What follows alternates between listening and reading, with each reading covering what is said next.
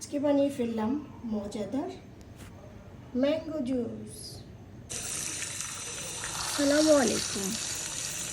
আজকে বানিয়ে ফেললাম মজাদার ম্যাঙ্গো জুস। কিভাবে তৈরি করেছি সেটা আজকে আমি এখন দেখাবো। প্রথমে আমি আমগুলোকে সুন্দরভাবে ধুয়ে নিচ্ছি।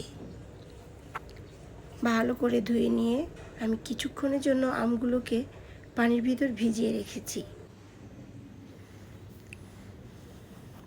ভিজিয়ে রাখার পরে আমি আমগুলোকে ডলে ডলে হাত দিয়ে ক্লিন করে নিচ্ছি, যাতে করে আমের গায়ে কোনো ময়লা না থাকে। এরপরে আমি আমগুলোকে পানি ঝরিয়ে তুলে নিচ্ছি। একে একে আমি আমগুলোকে তুলে নিলাম।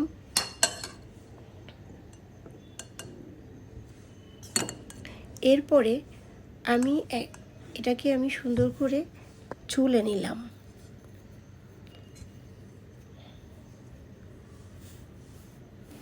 সবগুলো আম যখন আমার ছুলে নেওয়া হয়ে যাবে, দেখুন আমগুলোর কি কালার, অসম্ভব সুন্দর কালার, একদম পাকা আম।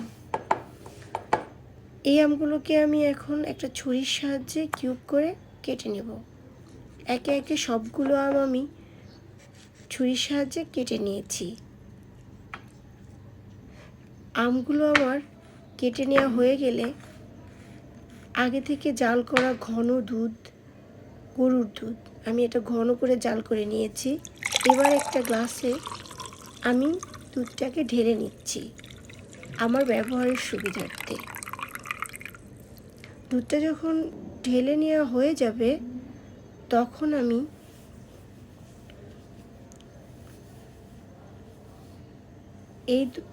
একটা জার নিব, ব্লেন্ডারে আমি সবগুলো আম দিয়ে দেব।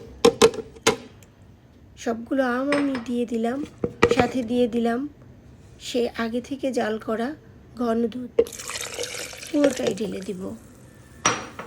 এখন আমি এর সাথে দিয়ে দেব স্বাদমতো লবণ, চিনি। আমি 3 চামচ দিয়েছি, যে যার স্বাদ মতো দিবেন। দেওয়ার পরে আমি এটাকে ভালো করে ব্লেন্ড করে নেব।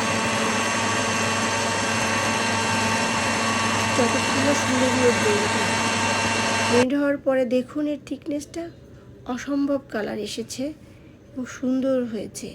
এরপরে আমি একটা পরিবেশনের গ্লাসে সেই আমের জুসটা ঢেলে দিব। দেখুন এর থিকনেসটা অসম্ভব সুন্দর হয়েছে। ঢেলে দেওয়ার পরে আমি আগে থেকে কেটে রাখা লেবুর স্লাইস করে কেটে রাখা লেবু আমি পরিবেশনের জন্য সাইডে দিয়ে দেব। সাথে দিয়ে দেব একটা স্ট্র,